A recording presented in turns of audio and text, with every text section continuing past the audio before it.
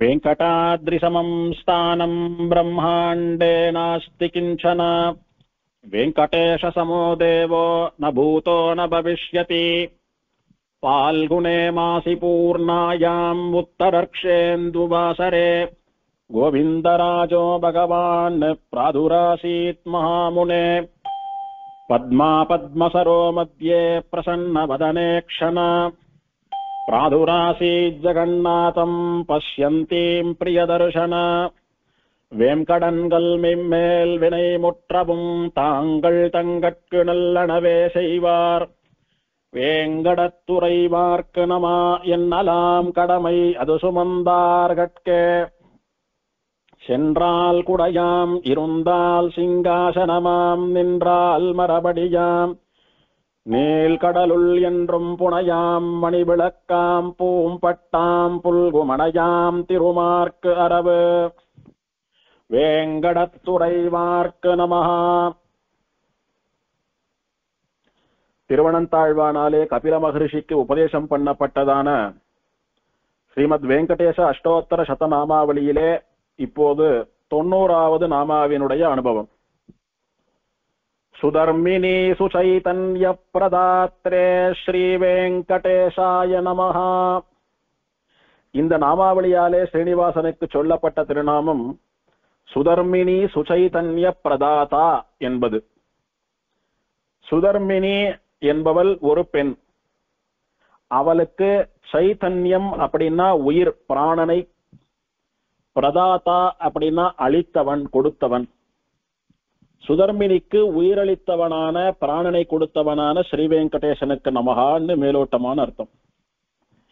இதுக்கு முன்னாடி நாமாவாலே சோழபுத்திர பிரியாய ஸ்ரீ வெங்கடேசாய நமகான்னுட்டு சோழ தேசத்து ராஜகுமாரனான அந்த சக்கரவர்த்தி ராஜாவினுடைய சரித்திரம் பிரம்மாண்ட புராணத்திலே வர்ணிக்கப்பட்டது.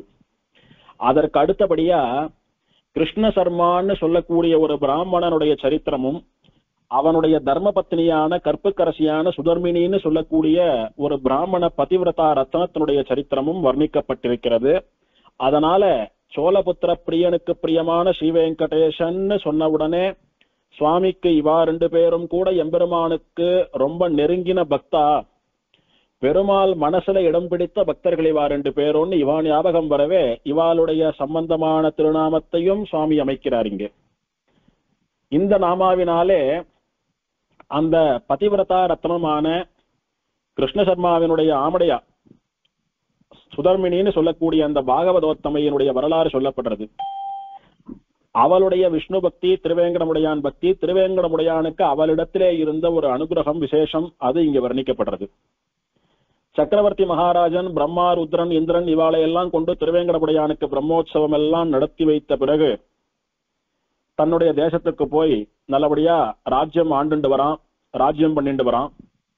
அப்படி திருவேங்கடமுடையானுடைய பக்தனா பிரம்மோற்சவம் எல்லாம் முடிஞ்சிட்டு ராஜ்யம் பண்ணிட்டு இருக்கிற சமயத்துல ஒரு நாள் கிருஷ்ண சர்மான்னு சொல்லக்கூடிய ஒரு நல்ல உத்தமமான பிராமணன், நல்ல வேதாத்தியனம் எல்லாம் பண்ணி பிக்ஷாடனம் பண்ணி சாட்டுண்டு பகவான் மேல நல்ல பக்தியோடு கூட ஒரு பிராமணன்னா இப்படிதான் இருக்கணும்ன்றதுக்கு உதாரணமா உத்தமமான ஒரு ஸ்ரீ வைஷ்ணவ பிராமணன் கிருஷ்ண சர்மான்னு பெயர் அவனுக்கு. அவன் தன்னுடைய மனைவியான சுதர்மினின்னு சொல்லக்கூடிய பரம பதிவிரதையான உத்தம ஸ்திரீயான பாகவதையோடு கூட தன்னுடைய குழந்தை, அந்த குழந்தையும் அழைச்சிட்டு ராஜாவை பார்க்கறதுக்கு வரான். எந்த ராஜாவை? இந்த சோழபுத்திர பிரியன்னு சொல்லப்பட்ட சக்கரவர்த்தி ராஜாவை பார்க்கறதுக்கு அவனுடைய அவைக்கு, அரசவைக்கு வரான். இப்படி ஆச்சரியமான ஒரு உத்தமமான பிராமணன் ஆமடையாளோட குழந்தையோட வந்திருக்கிறத பார்த்துட்டு எழுந்து சேவித்து உபச்சாரம் எல்லாம் பண்ணி அவனுக்கு ஆசனம் போட்டு அமரச் சொன்னான் ராஜா. இப்போது உபச்சாரம் எல்லாம் முடிந்தாவிட்டு, சுவாமி உங்களையோ உங்க தேவியோ சேவிச்சுக்கிறேன், என்ன காரியமா பெரிய மகாத்மாவான தேவரை நீங்க வந்தீங்கன்னு சாதிக்கணும் அப்படின்னு பிரார்த்திக்கிறான். இப்போ இந்த பிராமணன் கிருஷ்ண சர்மா பேச ஆரம்பிக்கிறான். ராஜா, நான் தெற்கு சமுத்திரக்கரையில சந்திரபுரின்னு ஒரு பட்டணத்திலே வசிக்கக்கூடிய கூர்மன் என்கிற பிராமணனுடைய குமாரன். எங்க அப்பாவுக்கு கூர்மன்னு பெயர், என்னுடைய பெயர் கிருஷ்ண சர்மா. 3 மாசங்களுக்கு முன்னாடி எனக்கும் என்னுடைய தர்மபத்னியான சுதர்மினிக்கும் இந்த குழந்தை பிறந்தது. இந்த 3 மாசம் குழந்தையோடு கூட நானும் என் மனைவியும் உங்களை தேடி வந்திருக்கோம். எதுக்கு வந்திருக்கோம்னா, நான் காசி கஷேத்திரத்துக்கு போய் கங்கையிலே எம்பெருமானுடைய ஸ்ரீபாத தீர்த்தத்திலே தீர்த்தமாடிட்டு வரணும்னு கங்கா யாத்திரை பண்ணணும்னு நினைச்சுட்டு இருக்கேன். என் மனைவி குழந்தை பிறந்து 3 மாசமே ஆனதுனால உடம்புல அத்தனை சக்தி வரல, இன்னும் ரொம்ப துர்பலையா இருக்கா, ரொம்ப பலகீனையா இருக்கா. அவளால ஏதோ காரியம் எல்லாம் பண்ணி குழந்தையும் அவளையெல்லாம் ரட்சித்துக் கொள்ள முடியாது. அதனால கஷ்டப்படக்கூடிய பிரஜைகளை ரட்சிக்கக்கூடிய பொறுப்பு ராஜாவுக்கு உண்டானபடியினாலே ராஜாவான உங்களை பெருமாளாட்டமா நினைச்சு உங்களண்ட என்னுடைய ஆமடியாலையும் குழந்தையும் ஒப்படைச்சிட்டு போறேன். கை குழந்தையும் உடம்பு முடியாத பச்சை உடம்புக்காரி என்னுடைய ஆமடியாலையும் என்னோட அழிச்சுட்டு போக முடியாது. நான் போய் கங்கால ஸ்நானம் பண்ணிட்டு வர வரைக்கும் என் குழந்தைய நான் ஆமடியாலையும் பத்திரமா பார்த்துட்டு நான் வந்தா விட்டு என்னிடத்துல ஒப்படைக்கணும். இந்த வேண்டுகோளை, இந்த பிரார்த்தனையை நீங்க சரின்னு ஒத்துண்டு எனக்கு உபகாரம் பண்ணணும்னு பிரார்த்திக்கிறான் பிராமணன். ராஜாவும் ஆமா, இப்படிப்பட்ட உத்தமமான ஒரு பிராமணருக்கு இந்த ஒரு உபகாரத்தை பண்ண வேண்டியது ராஜாவினுடைய கடமைதான். ரொம்ப சந்தோஷம் சுவாமி, நீங்க போய் தீர்த்தமாடினா எங்களுக்கெல்லாம் கூட அந்த அனுகிரகம் கிடைக்கும். நல்லபடியா கங்கா ஸ்நானம் பண்ணிட்டு வாங்கோ. அது வரைக்கும் உங்களுடைய ஆமடியாளுக்கும் குழந்தைக்கும் நான் காவலா இருந்து அவளுக்கு தேவையான பணிவிடைகள்லாம் நான் பண்ணி வைக்கிறேன் அப்படின்னு வாக்கு கொடுத்து அனுப்பிட்டான். அந்த பிராமணன் தன்னுடைய யாத்திரையை தொடங்கின போது இவன் இந்த தாயும் குழந்தையும் தங்குவதற்கு ஒரு வீட்டை ஏற்படுத்தி கொடுத்து தேவையான சௌகரியங்களை எல்லாம் பண்ணி கொடுத்து, அம்மா நீங்க பதிவிரத்தையா இருக்கிறதுனால, இன்னொருத்தருடைய மனைவியா இருக்கிறதுனால, குழந்தை பிறந்து 3 மாசம் ஆகி உடம்பு இன்னும் தேராமல் இருக்கிறபடினாலே நீங்க எந்த சிரமத்தையும் அனுபவிக்க கூடாது, குறிப்பா வெளியிலேயே வரக்கூடாது. உங்களுக்கு ஏதான ஒண்ணு ஆயிடுத்துன்னா உங்க ஆத்துக்காருக்கு நான் பதில் சொல்லக்கூடிய பொறுப்புல இருக்கேன். நீங்களும் குழந்தையும் க்ஷேமமா இருக்கணும். உங்களுக்கு என்ன ஓணுமோ அதெல்லாம் ஆண் தேடி வந்துடும், ஆத்த விட்டு வெளியில வராதிங்க ஒண்ணு கட்டளை போட்டு 6 மாசங்களுக்கு தேவையான தானியங்களை எல்லாம் கூட அவ கையில கொடுத்து நல்லபடியா தளி பண்ணி சாப்பிட்டு நீங்க 2 பேரும் இருங்க அம்மாவும் பிள்ளையும் அப்படின்னு சொன்னான் இந்த ராஜா. தேவையான சௌகரியங்களை எல்லாம் பண்ணி கொடுத்துட்டான். அப்புறம் காரியம் மேல காரியம், நிறைய ராஜ்ய காரியங்கள், நிர்வாக பாரம் இதெல்லாம் அழுத்தவே இந்த சுதர்மினின்னு சொல்லக்கூடிய பெண்ணையும் இந்த குழந்தையும் அப்படியே அடியோட மறந்துட்டான் ராஜா சக்கரவர்த்தி. இப்படி பல மாசங்கள் கழிந்தது. சுமார் ஒரு 6 மாசம் போச்சு. போனா விட்டு கிருஷ்ணசர்மான்னு சொல்லக்கூடிய இந்த பிராமணன் காசியில போய் தீர்த்தமாடிட்டு கங்கா ஸ்நானம் பண்ணிட்டு திரும்ப வந்துட்டான். வந்து ராஜாவை பார்த்து நமஸ்காரம் பண்ணி, நல்லபடியா நான் கங்கா தீர்த்தத்துல தீர்த்தமாடிவிட்டேன், ரொம்ப சந்தோஷம், உங்களுடைய உபகாரத்தினாலதான் ராஜாவினிடத்திலே குழந்தையும் ஆமடியாலையும் பத்திரமா ஒப்படைச்சிட்டு வந்திருக்கோம், அவர் பார்த்துப்பார் அப்படின்னு நான் நிশ্চিந்தையா போய் யாத்திரையை முடிச்சுட்டு தீர்த்தமாடிட்டு நிம்மதியா வந்திருக்கேன். நீங்களே உபகாரம் பண்ணலன்னா என்னால இந்த யாத்திரை போயிருக்க முடியாது, கங்கையில தீர்த்தமாடி இருக்கவே முடியாது. தயவு பண்ணி என்னுடைய ஆமடியாலையும் குழந்தையும் என்னோட அனுப்பி வைக்கணும், ஒப்படைக்கணும்னு பிரார்த்தித்தான். அப்போதான் தூக்கி வாரி போட்டது இந்த ராஜாவுக்கு. ஆஹா, அந்த பிராமண பெண், அந்த பதிவிரத்தை, அந்த குழந்தையெல்லாம் என்ன ஆனான்னே தெரியலையே. நானும் ஒரு 6 மாசங்களுக்கு தேவையான ஆகாரத்தை கொடுத்துட்டு அதுக்கு மேல நான் பாக்குறேன்னு சொன்னனே தவிர மறந்து போயிட்டேன். அதுக்கு மேல அவளை கவனிக்காமையே விட்டுட்டேனே. ஆத்த விட்டு வெளியில வரக்கூடாதுன்னு வேற கட்டளை போட்டிருந்தேனே. பதிவிரத்தையான அவள் ஆகாரத்துக்கு என்ன பண்ணாலோ யாருக்கிட்ட போய் கேட்டு வாங்கி சாப்பிட்டுருப்பா, உத்தமமான ஸ்திரீயாச்சே, இன்னொருத்தர்கிட்ட போய் கேட்கறதெல்லாம் அவளுக்கு பழக்கமே கிடையாது. ஒருவேளை பட்னி இருந்து ஏதாவது ஆயிடுத்தோன்னு பல பயம் இவனுக்கு மனசுல. 6 மாசங்களுக்கு தேவையான தானியத்தை கொடுத்தோம், 6 மாசத்துக்கு மேலாவே ஆயிடுத்தேன்னு பதறி போட்டான். பதறி போய் அரண்மனையில இருக்கிற ஒரு வேலைக்காரனை அனுப்பி அந்த சுதர்மினியும் குழந்தையும் குடி வச்சிருந்த ஆத்துக்கு அனுப்பி அவ எப்படி இருக்கான்னு பாத்துட்டு வா அப்படின்னா, போனவன் போய் பதறி அடிச்சுட்டு திரும்ப வந்தான். சுதர்மினியும் செத்து போயிட்டா, குழந்தையும் செத்து போயிடுத்து. அவளுடைய சரீரம் மொத்தம் ஜீரணமாகி வெறும் எலும்பு மட்டும் தாண்டா இருக்கு ராஜா அங்க அப்படின்னு சொன்னான் பதறி போய் வந்தவன். இவனுக்கு அப்படியே தூக்கி வாரி போட்டது. ஒரு உத்தமமான வேதாத்தியனம் பண்ணின பிராமணனுக்கு உன்னுடைய ஆமடியாலையும் குழந்தையும் பாத்துக்கிறேன்னு வாக்கு கொடுத்து நம்மளை நம்பி விட்டுட்டு போனானவன். அந்த பெண்ணும் நல்ல பதிவிரத்தை, உத்தமமான ஒரு ஸ்திரீ ரத்னம். அவள் பிஞ்சு குழந்தை, வாயை திறந்து பேச தெரியாத குழந்தை. அவளுக்கு இப்படி ஒரு கொடுமையை பண்ணிட்டோமே, நம்மளை நம்பி இருந்த அவ செத்து போயிட்டாலே, இவனுக்கு என்ன பதில் சொல்ல போறோம், அந்த ஆத்மாக்கள் எப்படி நம்மளெல்லாம் சபிச்சதோ தெரியலையேன்னு பயந்து போயிட்டான். இருந்தா கூட தான் பண்ண இந்த தப்பையெல்லாம் மனசுல போட்டு நொந்துண்டு புழுங்கிண்டு கிருஷ்ணசர்மாவினிடத்திலே உண்மையை உடனே சொல்லாம கிருஷ்ணசர்மாவை பார்த்து, சுவாமி நமஸ்காரம், உங்க ஆமடியாலும் குழந்தையும் ஒரு குறையும் இல்லாம சௌக்கியமா இருக்கா, இப்பதான் மலைக்கு போய் திருவேங்கடமுடியான சேவிச்சுட்டு வரேன்னு கேட்டா என்னண்ட. நான் பரம திருவேங்கடமுடியானுடைய பக்தனானபடினாலே யாரானும் திருவேங்கடமுடியான சேவிக்கணும்னு கேட்டா சரி நீங்க போக கூடாதுன்னு சொல்ல முடியுமோ என்னாலே. பெருமாளை சேவிக்கிற ஆசை கேட்கறா, போயிட்டு வரட்டும்னு நானும் ஆசையா அவளுக்கு அனுமதி கொடுத்தேன். தோ இப்பதான் திருமலைக்கு போயிருக்கா, போய் சுவாமி புஷ்கரணியில தீர்த்தமாடி பெருமாளை சேவிச்சுட்டு நாளைக்கு திரும்ப வந்துடுவா. நாளைக்கு வரைச்ச நான் கையோட அழிச்சுட்டு வந்து உங்களாண்டு ஒப்படைக்கிறேன். இப்ப உங்களுக்கு வேணுன்ற ஆகாரத்தை சாப்பிட்டுட்டு ஒரு நாள் கொஞ்சம் சிரம பரிகாரம் பண்ணிக்கோங்கன்னு சொல்லி அவனை சமாதானப்படுத்திட்டான். அவனும் இவன் சொன்னது உண்மைன்னு நினைச்சுட்டு அந்த கிருஷ்ண சர்மாவும் அரண்மனையில தலிகை பண்ணி சாப்பிட்டு அப்படி இருந்துட்டான். ஒரு நாள் இவனுக்கு துக்கம் தொண்டை அடைக்கிறது. இப்படி பண்ணிட்டோம், அந்த உண்மையை கூட அந்த பிராமணன் இடத்துல சொல்லல, நாம சொல்ற பொய்ய கூட அந்த பிராமணன் நம்பி இன்னும் தங்கிட்டு இருக்கானே, நம்மள நம்புறானே, எப்படி அந்த அம்மாவையும் குழந்தையும் மீட்க போறோம்னு பயத்தோட இவன் தினம் 3 வேளையும் திருவேங்கடமுடியான போய் சேவிக்கிற வழக்கம் உண்டு இவனுக்கு. திருவேங்கடமுடியான் என்ன சொன்னான்னு சோழபுத்திர பிரியாய என்ற நாமாவளியிலே பார்த்தோம். ஏ ராஜா, நீ எனக்கு பிரிய சகன், எனக்கு பிடித்த மிகவும் நெருங்கிய நண்பன், தினம் 3 வேளையும் நீ வந்து என்ன சேவிக்கணும், நான் உன்னோட கலந்து பேசணும்னு பெருமாள் தன்னுடைய ஆசையை வெளியிட்டான்னு பிரம்மாண்ட புராணம் சொல்லித்து. அதுக்கேற்ப இந்த சக்கரவர்த்தின்னு சொல்லக்கூடிய சோழ தேசத்து ராஜாவும் பெருமாளை தினம் 3 வேளையும் போய் சேவிச்சுட்டு வந்தான். பெருமாள் நிறைய உபதேசங்கள் எல்லாம் இவனுக்கு பண்ணினார். அர்ச்சாவதார சமாதிய மீறி இறங்கி வந்து விக்கிரகமாவே இவனோட பேசினாருன்னு எல்லாம் பார்த்தோம். அப்படி பரம பக்தனா இருக்கிறபடினாலே வேலைக்கு பெருமாள் அண்ட போவான். இந்த மாதிரி ஏதான கஷ்டம் காலை சுத்திக்கிறதுன்னா பெருமாள் காலில் போய் உழுந்து நீ தான் வழி சொல்லணும்னு தார்த்திப்பான். பெருமாள் அவனை காப்பாத்துவார். அந்த மாதிரி பெருமாளை நம்பி வாக்கு கொடுத்துட்டான். கொடுத்துட்டு சொல்ல முடியாத துக்கத்தோடைய கூட அழுதுண்டு கதறிண்டு பெருமாள் சன்னதியில போய் திருவேங்கடமுடையான் முன்னால சாஷ்டாங்கமா அவன் காலில் உழுந்து சேவிக்கிறான். பிரபு, என்னுடைய மடத்தனத்தினாலும் நான் தான் இந்த ராஜ்யத்தை நன்னா காப்பாத்துறேன்ற கர்வத்தினாலும் இந்த பிராமணன் ஒப்படைச்சிட்டு போன ஆமடியாலயம் குழந்தையும் நான் காப்பாத்தாம விட்டுட்டேன், செத்து போயிட்டா, அவ சாகரத்துக்கு நான் காரணமா இருந்துட்டேன். பல நாளா எடுத்து போல் இருக்கு, இறந்து வெறும் எலும்பு மட்டும்தான் இருக்கு. இப்ப அந்த பிராமணன் என்ன நம்பி வந்து ஆமடியாலயம் குழந்தையும் கொடுன்னு கேட்கறான். எப்படிராப்பா நான் கொடுப்பேன், நீ தான் காப்பாத்தணும்னு பதறி கதறி அழறான். இப்ப நான் என்ன தெரியுமா சொல்லிட்டு வந்தேன், நீ இருக்கிற தைரியத்துல நீ என்ன காப்பாத்துவ அப்படின்ற ஒரே ஒரு தைரியத்துல உன் மேல இருக்கக்கூடிய மகா விசுவாசத்திலே நான் உன்னை சரணாகதி பண்ண பிரபன்னனானபடினாலே என் தெய்வம் என்ன காப்பாத்தோன்ற நம்பிக்கையில பெருமாள் சேவிக்க போயிருக்கா. நாளைக்கு ஒப்படைக்கிறேன்னு சொல்லிட்டு வந்திருக்கேன். அந்த வார்த்தையை நீ தான் சத்தியமாக்கணும், நீ தான் அவளை வந்து உயிர்ப்பித்து கொடுக்கணும், உன்னை விட்டா கதி இல்லை, இங்க இருந்து போக மாட்டேன்னு காலை பிடிச்சுட்டாங்க கெட்டியா.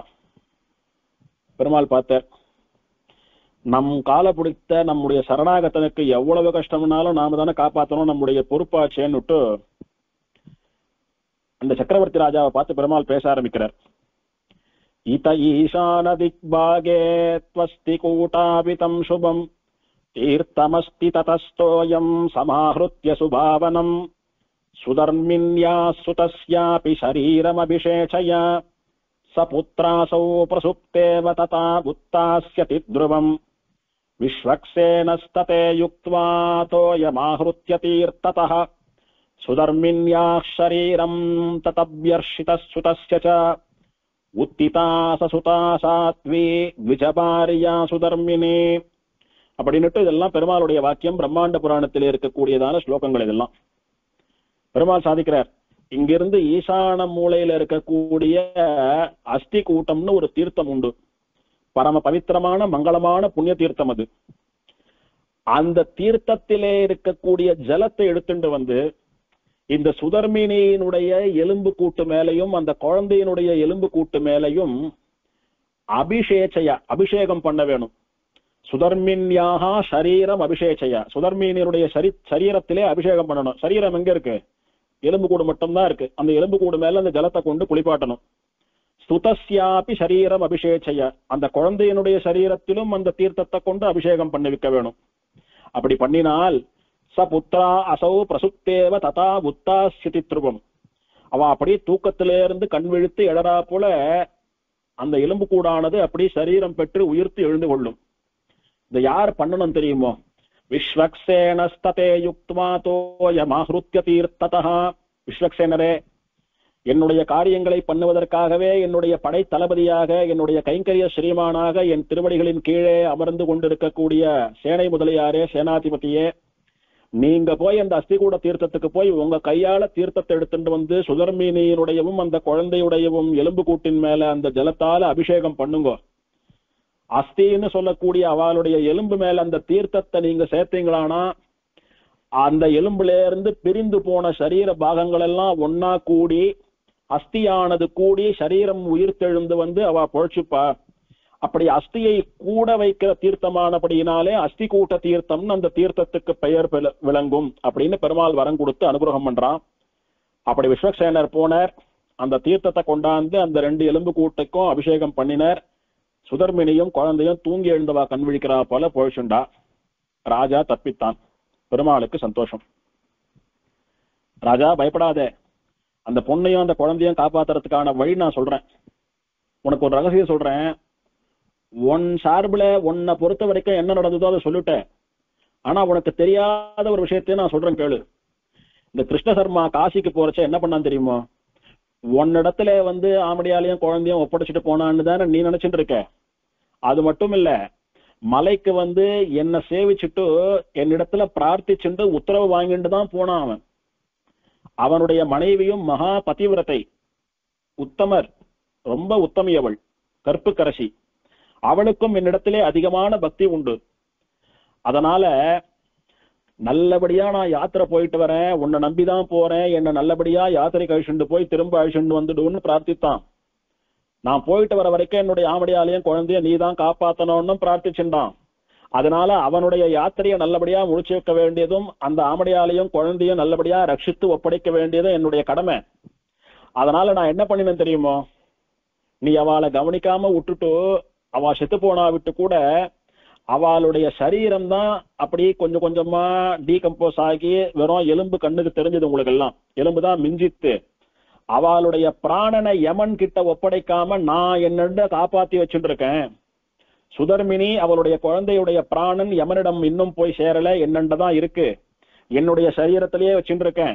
அதனால விஸ்வக்சேனர் போய் அந்த அஸ்திகூட தீர்த்தத்தை கொண்டாந்து அந்த எலும்புல கொட்டினாரானா என்னிடத்துல இருக்கிற பிராணன் போய் தங்கறதுக்கு ஒரு சரீரம் கிடைச்சிடும். அந்த சரீரம் உற்பத்தி ஆயிடுத்துன்னா அதுக்கப்புறம் என்கிட்ட இருக்கிற பிராணன் அந்த சரீரத்துல புகுத்துவேன். அவ புனர்ஜென்மம் பெற்றது போல தூங்கி எழுந்துக்கிறாப்புல எழுந்து நிம்மதியா வாழ்வா அப்படின்னு பெருமாள் ஒரு வார்த்தை சொன்னார். இதுல இருந்து நமக்கு என்ன பாடம் அப்படின்னா, பாடம் மட்டுமல்ல, நம்முடைய சம்பிரதாயம், நம்ம பெரியவாளுடைய அனுஷ்டானம் என்னன்னா, நாம கூட ஆத்துல இருந்து வெளியில கிளம்புறச்ச நம்ம ஆத்து பெருமாள் இடத்துல போய் பெருமாளை சேவித்து பிரார்த்திக்கணும். சுவாமி, நான் வெளியில கிளம்புறேன், நல்லபடியா போய் காரியத்தை முடிச்சுட்டு வரணும், நீ தான் அனுகிரகம் பண்ணணும், ஆத்தையும் பார்த்துக்கோ என்னையும் பார்த்துக்கோன்னு பெருமாளை பிரார்த்திச்சுட்டு போறது நமக்கு வழக்கம். ஏதோ காரியம், அம்மாவாத்துக்கு போறேன், இவாத்துக்கு போறேன், ஏதோ காரியமா போறேன், வெளியூர் போறேன், வர ஒரு வாரம் ஆகும், ஏதோ வைத்தியத்துக்காக போறேன், யாத்திரை போறேன், திவ்யதேசத்துக்கு போறேன், எதுனாலும் சரி, கிளம்புறதுனாலே பெருமாள் இடத்துல போய் பெருமாளை பிரார்த்திச்சுண்டு பெருமாள் இடத்துல போறேன்னு முறையிட்டுட்டு நீ தான் காவல்னு அவனை வரிச்சுட்டு அவனை பிரார்த்திச்சுட்டு தான் கிளம்பணும். அப்படி அவனிடத்துல பொறுப்பை ஒப்படைச்சிட்டோமானா நம்ம காப்பாற்ற வேண்டிய பாரத்தை அவன் சுமக்கிறான் அவன் தலைமையிலே. அதனால நம்முடைய பாவத்தினாலே நம்முடைய விதியினாலே நமக்கு ஏதாவது நடக்கக்கூடாதது நடக்கும்படியா இருந்தாலும் கூட பெருமாள் அதை பொறுப்பேற்றுண்டு நம்மளை ரட்சித்து கொடுக்கிறான்.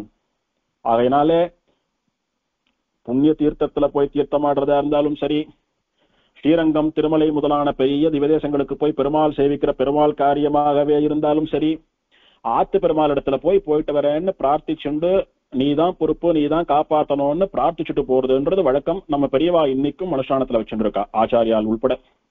அதனால அது நமக்கு இங்கே ஒரு பாடம். விஸ்வக்சேனர் போனார், அஸ்திகூட தீர்த்தத்திலிருந்து தீர்த்தத்தை கொண்டாந்து அபிஷேகம் பண்ணினார். சரீரம் வந்துடுத்து.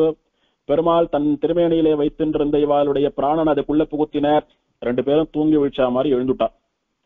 எழுந்த உடனே அவ 2 பேரையும் தன்னுடைய சன்னதிக்க பெருமாள் வரவழைத்தான். எதுக்கு சன்னதிக்க வர வைக்கணும் பெருமாள்? அந்த ஆத்திலேயே இருந்தா இவன் போய் அழிச்சுட்டு போயிடுவானோ இல்லையோ. ராஜா என்ன சொன்னான் கிருஷ்ண சர்மாவன் இடத்துல?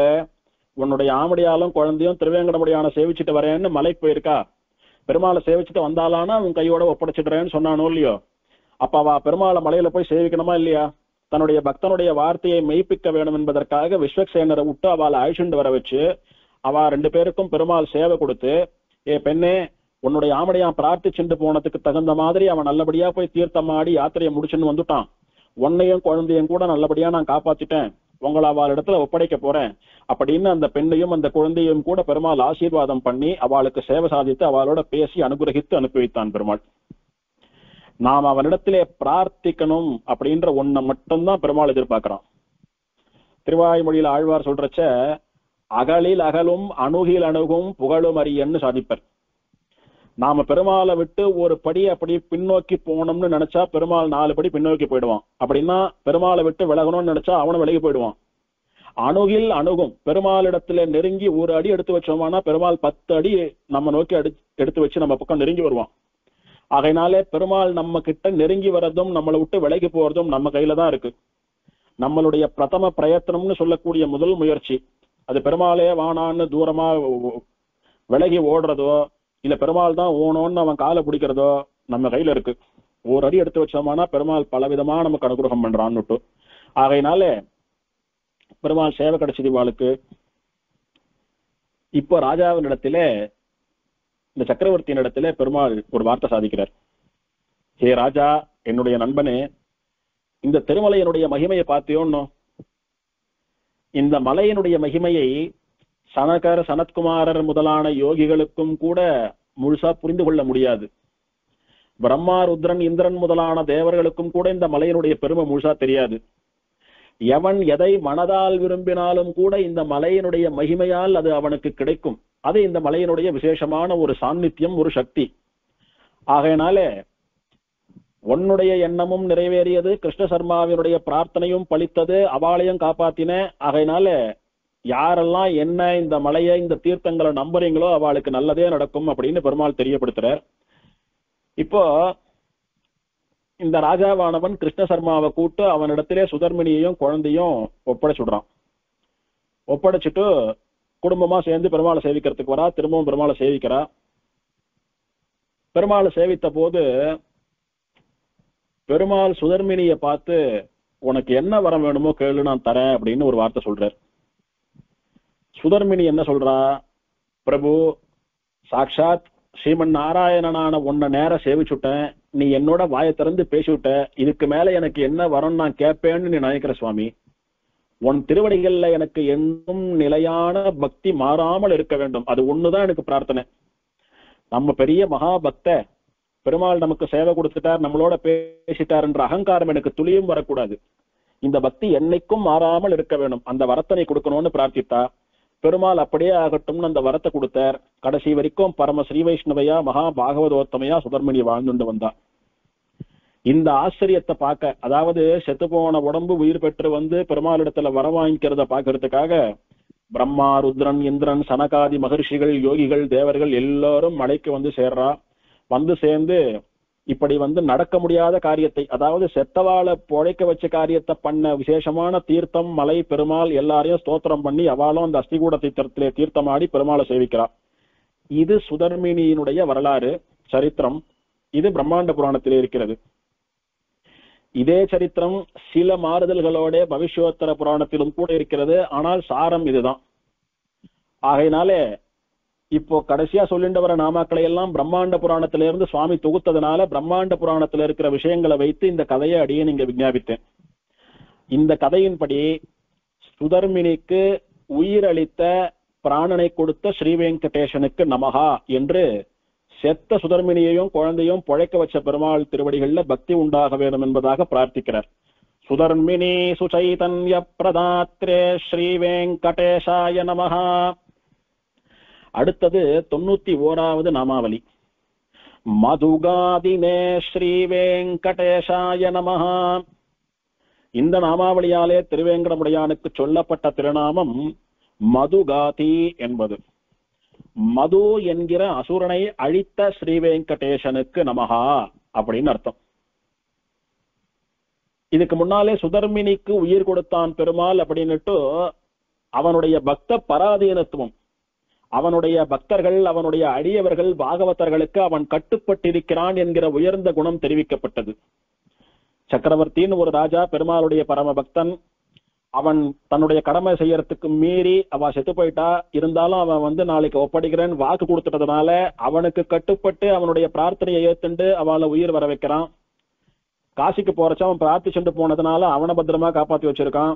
அவனுடைய ஆமடையாலையும் குழந்தையும் மீட்டு கொடுத்தான். இந்த மாதிரி பக்தா என்னென்ன கேட்கிறாளோ அதெல்லாம் நான் பண்றதுக்கு சித்தமா காத்துன்னு இருக்கேன்னு பக்தாளுக்கு இவன் அடிமையாட்டமா வேலை பார்க்கிறான் பெருமாள்.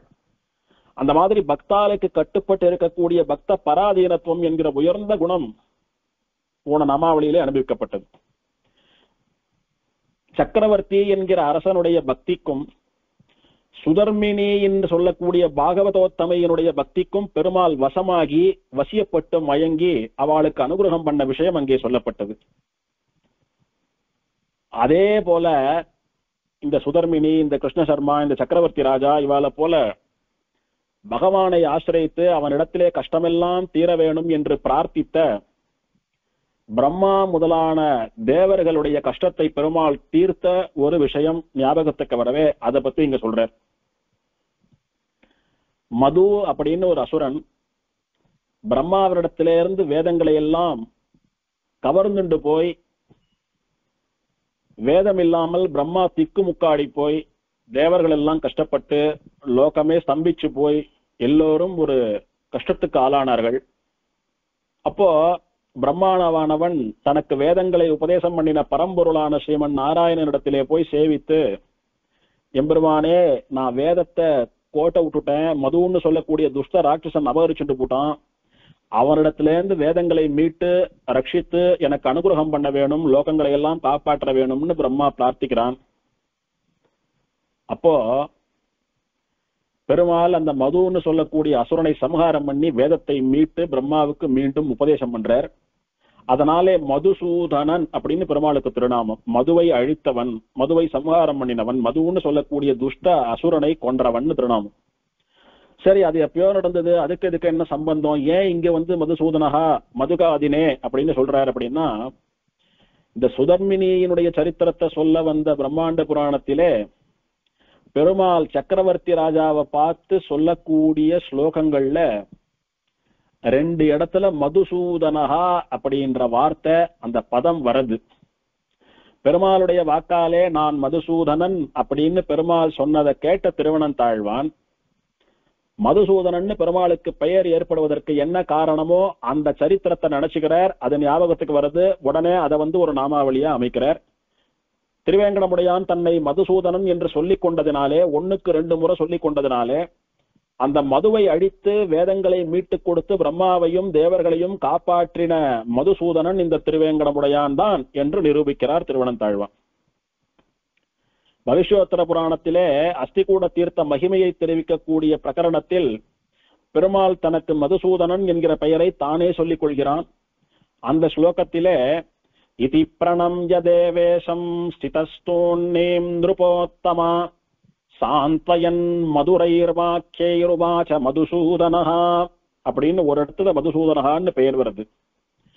இன்னொரு இடத்துல அதராஜானமாஹூய புரோவாச்ச மதுசூதனஹா அப்படின்னு 2 இடத்துல பிரம்மாண்ட புராணத்துல மதுசூதனஹான்னு பெருமாள் தன்னை சொல்லிக்கிறான்.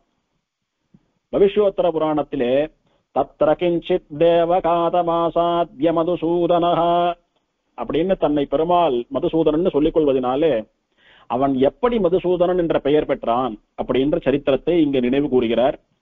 அந்த மதுவை சம்ஹாரம் பண்ணி வேதத்தை மீட்டு கொடுத்து வேதம் திரும்ப வந்தபடியினாலே பழையபடி சிருஷ்டி காரியத்தை தைரியமா நிம்மதியா நிশ্চিந்தையா பிரம்மா பண்ணிட்டு இருந்தான். லோகங்கள் எல்லாம் நன்னா வாழ்ந்தது. அதனால வேதமானது எப்போதும் ரட்சிக்கப்பட வேண்டும், வேதமானது எப்போதும் பாராயணம் பண்ணப்பட வேண்டும், வேத சப்தம் கேட்க கேட்கத்தான் லோகம் லோகமா நல்லபடியா இருக்கும் அப்படின்றதுனாலே அந்த வேதத்துக்கு ஒரு கலக்கம் வந்த போது, வேத சப்தமே நடமாடாமல் இருந்த போது, கிட்டத்தட்ட உலகத்திற்கு பேரழிவுன்னு சொல்லக்கூடிய அந்த காலத்திலே உலகம் முற்றிலும் அழிந்து விடாதபடிக்கு அந்த வேதத்தை மீட்டு காப்பாத்தி கொடுத்த பெருமாள். அதை எப்படி பண்ணினான்? அந்த வேதத்தை கவர்ந்துண்டு போன மதுவை சம்ஹாரம் பண்ணினது மூலமா பண்ணினான். அதனாலே மதுசூதனன் அப்படின்னா வேதத்தை ரட்சித்தவன் அப்படின்னு அர்த்தமாறுது. அப்படி மதுவை கொன்று வேதத்தை ரட்சித்த பிரம்மா முதலான தேவர்களை காப்பாற்றின திருவேங்கடமுடையானுக்கு நமஹா அப்படின்னு இங்க தெரிவிக்கிறார். மதுகாதினே ஸ்ரீ வெங்கடேசாய நமஹா. 92வது நாமாவளி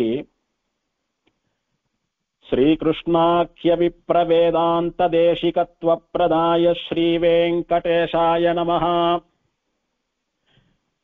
இந்த நாமாவளியாலே ஸ்ரீனிவாசனுக்கு சொல்லப்பட்ட திருநாமம் கிருஷ்ணாக்கிய விப்ர வேதாந்த தேசிகத்துவ பிரதா என்பது. இது ரொம்ப ஆச்சரியமான, நமக்கெல்லாம் ரொம்ப பிடித்த நம்முடைய ஆச்சாரியரான சுவாமி தேசிகன் விஷயமான ஒரு அனுபவம். இதுக்கு முன்னாடி நாமாவாலே சுதர்மினின்னு சொல்லக்கூடிய ஒரு பெண்ணை பத்தி சொன்னார். அந்த பெண்ணுடைய கணவனுக்கு கிருஷ்ண சர்மான்னு பேருன்னு பார்த்தோம். அந்த சுதர்மினியையும் குழந்தையையும் பெருமாள் உயிர் வர வைத்து அவளுக்கு புனர்ஜென்மம் கொடுத்து கிருஷ்ண சர்மாவினிடத்திலே ஒப்படைக்கிறார். அப்ப கிருஷ்ண சர்மா, சுதர்மினி, குழந்தை 3 பேரும் பெருமாளை சேவிக்கிறார். பெருமாளை சேவிச்ச போது பெருமாள் சுதர்மினிடத்துல என்ன வர வேண்டும் கேளுன்னா, பெருமாளே உன்னுடைய திருவடியில நிலையான பக்தி மாறாமல் இருக்கணும்னு பிரார்த்திக்கிறா. அப்படியே ஆறுதுன்னு வரம் கொடுத்தாருன்னு பார்த்தோமோ இல்லையோ. சுதர்மினிய உனக்கு என்ன வர வேணும்னு கேட்டான் பெருமாள். கிருஷ்ண சர்மாவும் பரம பாகவதோத்தமன் தானே, சுதர்மினிக்கு சமானமான பக்தியை உடையவன் தானே. பெருமாள் அவனையும் தானே என்ன வர வேணும்னு கேட்டிருக்கணும். அவனையும் கேட்டார். அவனும் ஒரு வரம் கேட்டான். அத பெருமாள் அவனுக்கும் ததாஸ்து அப்படியே ஆகட்டும்னு கொடுத்தார். நடுவுல பெருமாளுடைய வார்த்தையில மதுசூதனன்னு 2-3 முறை வரவே ஞாபகம் அங்க போயிடுத்து. அதனால மதுகாதினேன்னு அந்த சரித்திரத்தை வச்சுட்டார் கொண்ட திருவனந்தாழ்வான். இப்ப அதை சொல்லி முடிச்சா விட்டு திரும்ப அந்த இடத்துக்கே போறார். கிருஷ்ண சர்மா என்ன வரம் கேட்டான், பெருமாள் அவனுக்கு என்ன வரம் கொடுத்தான் அப்படின்றது இந்த நாமாவாலே தெரிவிக்கப்படுகிறது.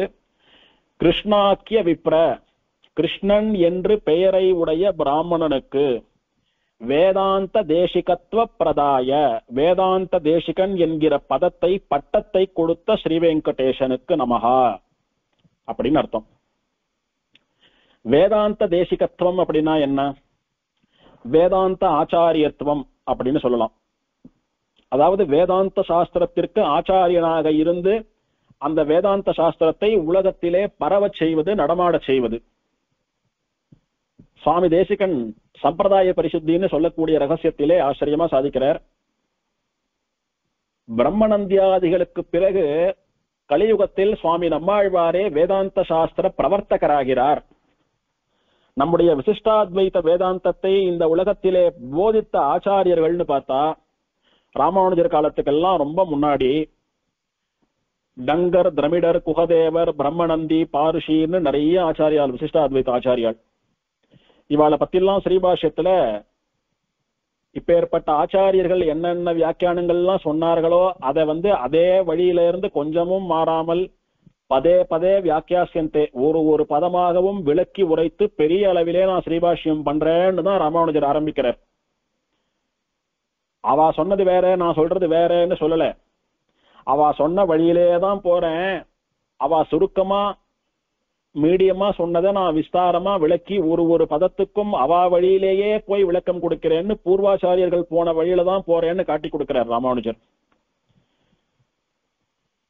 ராமானுஜருக்கும் முன்னாலே இந்த கலியுகத்துல யாரு வேதாந்த சாஸ்திரத்தை பரப்பின ஆச்சாரியர்கள் அப்படின்னா,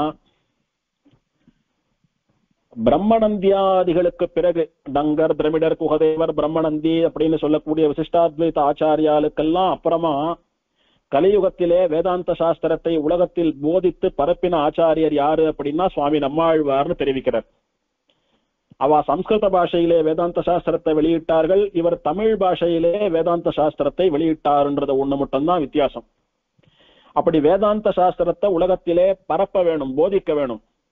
அந்த வேதாந்த சாஸ்திர ஞானத்தை கொண்டுதான் எப்படி வாழணும், எப்படி வாழக்கூடாதுன்னு தெரிஞ்சுண்டு அழியக்கூடிய பலன்கள் ஆசை இல்லாம நிலையான பெருமாளுடைய திருவடிகளே தஞ்சம் என்று பக்தியோ பிரபத்தியோ பண்ணணும்ன்ற ஞானம் காமக்ரோத லோப மோக மதம் ஆச்சரியங்களை எல்லாம் ஒழித்து சரணாகத்தியோ பக்தியோ பண்ணி மோட்சத்துக்கு போனோம் ஒரு ஜீவன், ஒரு சேத்தனன், ஒரு மனிதன். அதற்கு வேதாந்த சாஸ்திர ஞானம் என்பது அவசியம். அப்போ அந்த வேதாந்த சாஸ்திரத்தை உலகத்துல ஒரு ஆச்சாரியன் போதிக்கணும், பரப்பணும். அந்த காரியத்தை பண்ணவாதான் நம்மாழ்வார், ராமானுஜர், இந்த ஆச்சாரியாலாம். அந்த மாதிரி இந்த கிருஷ்ண சர்மாவுக்கு இந்த வேதாந்த சாஸ்திரத்தை உலகத்திலே போதிக்க கூடியதான வேதாந்த தேசிகன், வேதாந்த ஆச்சாரியன் என்கிற பதத்தை, அந்த பட்டத்தை பெருமாள் கொடுத்தான்னு இந்த நாமாவளியிலே தெரிவிக்கிறார். சுதர்மினியை பார்த்து என்ன வேணும்னு கேட்டார். நீங்காத பக்தி வேணும், நிலைத்திருக்க வேணும்னு கேட்டா சரின்னு விட்டார், அவளுக்கு கிடைச்சுடுத்து. இவனை பார்த்து கேட்டா நான் விசேஷமா வேதாந்த சாஸ்திர பிரவர்த்தனம் பண்ணணும் அப்படின்னு ஆசைப்பட்டு கேட்கிறான். கேட்ட போது பெருமாள் அனுகிரகம் பண்றார் அவனுக்கு. கிருஷ்ணசர்மா நல்ல பிராமணன், நல்ல பண்டிதன். அதனால விசேஷமா பெருமாளை நிறைய ஸ்தோத்திரம் பண்ணி, நிறைய ஸ்தோத்திரங்களை எல்லாம் சொல்லி பெருமாள் மனசு அப்படி குளிரும்படியா பண்ணி பெருமாள் இடத்திலே வரம் கேட்கிறான். அப்படி கேட்ட போது பெருமாள் தன்னுடைய நண்பனான அந்த சோழ தேசத்து ராஜாவான சக்கரவர்த்தியை கூட்டு, ஹே ராஜா, இந்த கிருஷ்ண சர்மான்னு சொல்லக்கூடிய பிராமணனுக்கு ஈடானவன் இந்த உலகத்துல ஒருத்தன் கிடையாது. எப்படின்னு கேக்குறியா? என்னிடத்திலே பக்தி பண்றதுலயும் சரி, சாஸ்திரங்கள்ல சொல்லப்பட்ட நியமங்களை சரியா கடைபிடிக்கிறதுலயும் சரி, இவன் ரொம்ப தேர்ந்தவன். இவன மாதிரி ஒரு யோகி, இவன மாதிரி ஒரு பிராமணன் இல்லைன்னே சொல்லிடலாம். அப்பேற்பட்டவன் இவன். இதுக்கெல்லாம் விசேஷமா இவனுக்கு ஏதானும் பலன் ஏற்பட வேண்டாமா? சாதாரண ஒரு பிராமணனை போல இவன் வாழ்ந்து முடிஞ்சுடலாமா? இத்தனை உத்தம பிராமணனா வாழ்ந்த இவனுக்கு பெருசா ஏதானும் நான் பண்ண வேண்டாமா? அதனால வரப்போற ஜென்மத்திலே இந்த உலகத்திலே வேதாந்த சாஸ்திரத்தை விசேஷமா பிரவச்சனம் பண்ணக்கூடிய வேதாந்த ஆச்சாரியனா இவன் பிறப்பான். அப்படி பிறந்து வேதாந்த சாஸ்திரத்தை பல உபதேசங்கள் மூலமா, பல காலக்ஷேபங்கள் மூலமா, பல கிரந்தங்கள் எழுதுறது மூலமா இந்த உலகத்திலே பரவச் செய்து அந்த சரீரத்தினுடைய முடிவிலே என்னுடைய சுயராஜ்யமான வைகுண்டத்தை, அதாவது மோட்சத்தையும் அடைவான்னுட்டு 2 வரத்தை கொடுக்கிறார் பெருமாள் இந்த கிருஷ்ண சர்மாவுக்கு. என்ன சொல்லி கொடுக்கிறார்? கிருஷ்ண சர்மா ச சந்துஷ்டோ விஸ்மிதஸ்ச மகாமுனே பிரணம்ய ஸ்தோத்ரயாமாஸ தேவதேவம் ரமாபதிம். கிருஷ்ண சர்மான்னு சொல்லக்கூடிய பிராமணன் ரொம்ப சந்தோஷத்தோடு கூட, மலர்ந்த முகத்தோடு கூட, நான் யாத்திரைக்கு போயிட்டு வர வரைக்கும் என்னுடைய ஆமடியாலையும் குழந்தையும் பத்திரமா காப்பாத்தி என்னண்ட ஒப்படைச்சிங்களே சுவாமி அப்படின்னுட்டு பெருமாளுக்கு நன்றி தெரிவிக்கும் விதமா பெருமாளை விழுந்து விழுந்து சேவித்து நிறைய ஸ்தோத்திரங்களாலே பெருமாளை தேவதேவம் ரமாபதி, தெய்வங்களுக்கெல்லாம் தெய்வமான அலர்மேல் மங்கை கேள்வனை, ஸ்ரீயப்பதியான ஸ்ரீமன் நாராயணனை ஸ்ரீனிவாசனை ஸ்தோத்திரம் பண்ணி, தேவதேவோ நிருபம் பிராஹனசாஸ்ய சத்ருஷோ புவி விப்ரஸ்ய மயி பக்தஸ்ய ததைவ நியதாத்மனः அசௌ ஜன்மாந்தரே ராஜன் த்ரையந்தார்த்த பிரவர்த்தகः பவிஷ்யதி ததந்தே ச மத்சாயுஜ்யமவாப்ஸ்யதி. இப்படி எனக்கு நன்றி தெரிவிக்கும் விதமாக என்னை விழுந்து விழுந்து சேவித்து பல ஸ்தோத்திரங்களாலே மகிழ்வித்த இந்த கிருஷ்ண சர்மாவுக்கு நான் கொடுக்கக்கூடிய பரிசு என்ன தெரியுமா? அவனுடைய பெயரானது இந்த பூமியிலே காலத்துக்கும் நிலைத்திருக்க வேண்டும். அவன் புகழ் காலாகாலத்துக்கும் பேசப்பட வேண்டும். அப்படி நல்ல பாகவதோத்தமனா, நல்ல பிராமணனா இருக்கக்கூடிய இந்த கிருஷ்ண சர்மா அவனுடைய ஜன்மாந்தரங்களில், அதாவது அவனுக்கு வரப்போற ஜன்மங்கள்ல ஒரு ஜன்மத்திலே திரையந்தார்த்த பிரவர்த்தகா, திரை அப்படின்னா வேதம், திரையந்தம் அப்படின்னா வேதாந்தம், திரையந்தார்த்தம் அப்படின்னா வேதாந்த சாஸ்திரத்தினுடைய அர்த்தம், பிரவர்த்தகன் அப்படின்னா விளங்க செய்பவன், பரப்புபவன் அர்த்தம். வேதாந்த சாஸ்திரத்தினுடைய அர்த்தத்தை உலகத்திலே பரப்பும்படியாக தன்னுடைய உபன்யாசங்கள் என்ன, தன்னுடைய காலக்ஷேபங்கள் என்ன, தன்னுடைய நூல்கள் என்ன, இதன் மூலமா வேதாந்த சாஸ்திரத்தினுடைய அர்த்தத்தை எல்லாம் உலகிலே பரப்பக்கூடிய ஒரு உத்தமமான ஆச்சாரியனாக பவிஷ்யதி, எதிர்காலத்திலே அவதரிக்கப் போகிறான். அது என்னுடைய அனுகிரகம். அந்த பிறவியினுடைய முடிவிலே என்னுடைய திருவடிகளை வந்து அடையப் போகிறான். அவனுக்கு மோட்சமும் கிடைக்கும்னு 2 வரம் கொடுக்கிறார் பெருமாள். இங்க நம்மளுடைய ஸ்ரீ வைஷ்ணவ சம்பிரதாயத்து பெரியவா பண்ணக்கூடிய நிர்வாகம் என்ன அப்படின்னா, இந்த கிருஷ்ண சர்மான்னு சொல்லக்கூடிய பிராமணனே பிற்காலத்திலே தன்னுடைய ஒரு ஜென்மாவிலே சுவாமி தூப்புள் வேதாந்த தேசிகனாக அவதாரம் பண்ணார் அப்படின்னு நம்ம பெரியவா தெரிவிக்கிறார். இத பல பெரியவா கொண்டாடக்கூடிய விஷயம். இது திருவேங்கடமுடையான் சுவாமி தேசிகனா அவதாரம் பண்ணார் அப்படின்னுட்டு தத்துவமுக்தா கலாபத்திலே அவரே தெரிவிக்கிறார். திருவேங்கடமுடையானுடைய திருமணியின் அம்சம் என்று நயனாராச்சாரியர் வெளியிடுகிறார். ராமானுஜருடைய மறு அவதாரம் என்று அதே நயனாராச்சாரியர் காட்டிக் கொடுக்கிறார். இப்படி வெங்கடேஷ அவதாரோயம் தத் கண்டாம்சோ அதவா பவேத் யதீந்திராம்சோ தவேத் ஏவம் விதர்க்கியாயாஸ்து மங்களம். திருவேங்கடமுடையானுடைய அவதாரமோ, அவனுடைய திருமணியினுடைய அம்சமோ, அந்த ராமானுஜருடைய மறு அவதாரமோ என்றெல்லாம் பண்டிதர்கள் கொண்டாடும்படியாக எழுந்தருளி இருந்தவர் சுவாமி தேசிகன் அப்படின்னு வர்ணிக்கிறார். புராணத்திலே சொல்லப்பட்ட, திருவனந்தாழ்வானாலே சொல்லப்பட்ட இந்த நாமாவளியானது கிருஷ்ண சர்மா என்பவனுக்கு வேதாந்த தேசிகனாக பட்டம் கொடுத்தார்னு தெரிவிக்கிறது. வேதாந்த தேசிகன் சொல்றது வேதாந்த சாஸ்திரத்துக்கு ஆச்சாரியனாக இருப்பது என்கிற ஒரு பதவி. அது யார் வேணாலும் பெருமாள் யார நினைக்கிறானோ அவளுக்கு அந்த பதவியை கொடுக்கலாம். நம்ம சுவாமி தேசிகன் தான் அது அப்படின்னு நம்ம பெரியவாளுடைய திருவுள்ளம். எப்படி அப்படின்னா, ஸ்ரீனிவாசன் அனுகிரகம் பண்ணது போல சுவாமி தேசிகன் வேதாந்த தேசிகனா அவதரித்த போது பகவத் ராமானுஜருடைய விசிஷ்டாத்வைத சித்தாந்தத்தை பல விதமாக இந்த லோகத்திலே பரப்பி சென்றார். தன்னுடைய உபன்யாசங்கள் என்ன, தான் சாதித்த எத்தனையோ காலக்ஷேபங்கள் என்ன, சங்கல்ப சூரியோதயம் பண்ற போதே சுவாமி சாதிக்கிறார், இதுவரைக்கும் நான் 30 முறை ஸ்ரீபாஷ்ய காலக்ஷேபம் பூரணமா சொல்லியிருக்கேன்னு சொல்றார். அதுக்கு மேல எவ்வளவோ காலம் சுவாமி எழுந்தருளி இருந்தார். கிட்டத்தட்ட அவர் வாழ்நாள்ல 100 முறைக்கு மேல ஸ்ரீபாஷ்யத்தை முழுக்க காலக்ஷேபம் சொல்லிருப்பார். எல்லோரும் இளமை காலத்தை தங்களுடைய காதலி தங்களுடைய மனைவியோடு கழிக்கிறார்கள்.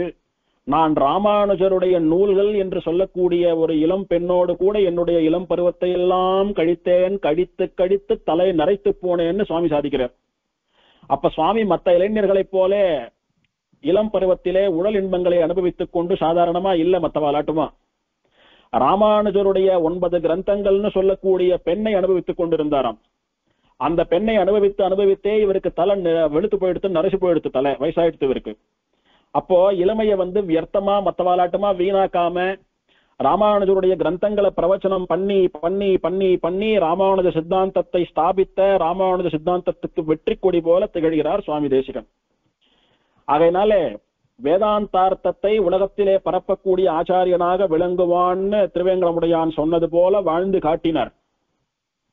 இதெல்லாம் போராது, எதெல்லாம் உபன்யாசம் போராது, காலக்ஷேபம் போராது, ஸ்தோத்திரம் என்ன, பிரபந்தம் என்ன, பிரகரண கிரந்தங்கள் என்ன, வியாக்கியானங்கள் என்ன, தனி நூல்கள் என்ன, இத்தனை பண்ணியும் போராம எப்போ நம்ம சித்தாந்தத்துக்கு நம்ம சம்பிரதாயத்திற்கு ஒரு களங்கம்னு வந்ததோ அப்ப வாதம் எல்லாம் கூட பண்ணி எதிரிகளை ஜெயித்தார்.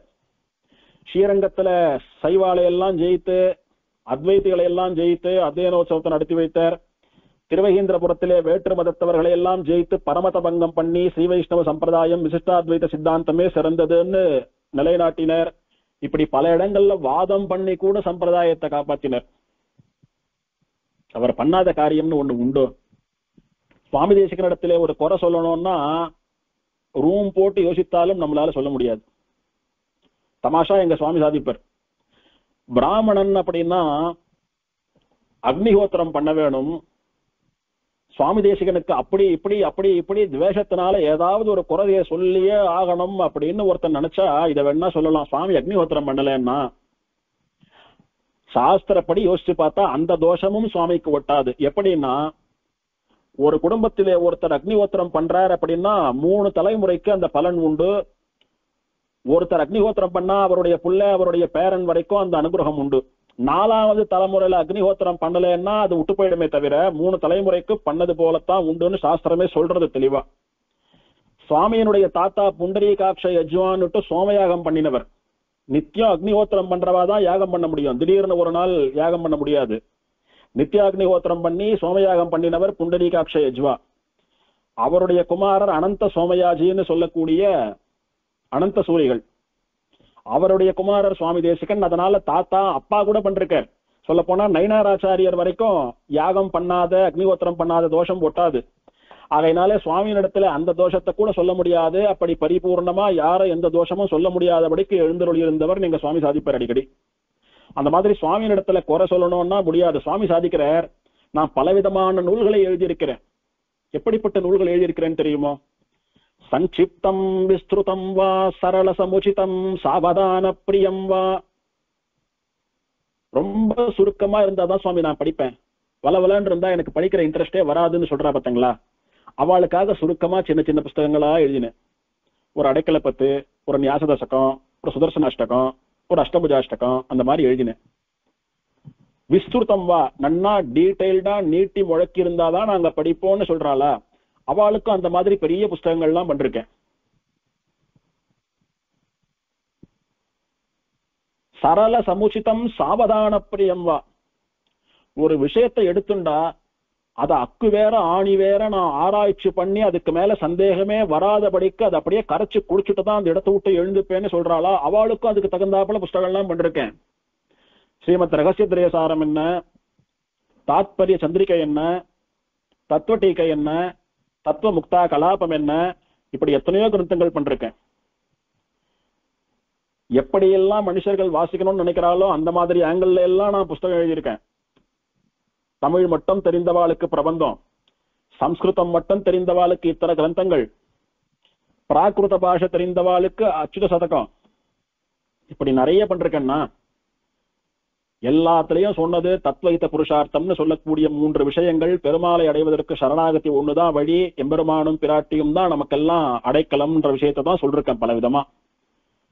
எல்லாரும் இதுதான் கடைபிடிக்கணும். யாருக்கு எந்த புஸ்தகத்துல ஆசையோ விருப்பமோ அதை அவர்கள் படித்து அதை கடைபிடித்து எம்பெருமானை அடைய வேண்டியது அவளுடைய இஷ்டம் அப்படின்னுட்டு, இந்த மோட்சம் போறதுக்கு சில பேருக்கு மட்டும்தான் தகுதி உண்டா, எல்லாருக்கும் உண்டா சுவாமின்னு நாம கேட்ட போது, அந்தனர் அந்தியர் எல்லையில் நின்ற அனைத்துலகும் நொந்தவரே முதலாகி நுடங்கி அனன்யராயின்னு பிராமணன்ல இருந்து கடைசி வர்ணவனான சண்டாளன் வரைக்கும் எல்லாரும் மோட்சத்துக்கு போலான்னா, சரணாகதி பண்ணி பிரபன்னாலா பாகவதாலா வைஷ்ணவாலா இருந்தா போறோம் அப்படின்னு எல்லோருக்குமான மோட்ச மார்க்கத்தை காட்டி கொடுத்த தீர்க்கதரிசி சுவாமி தேசிகன்.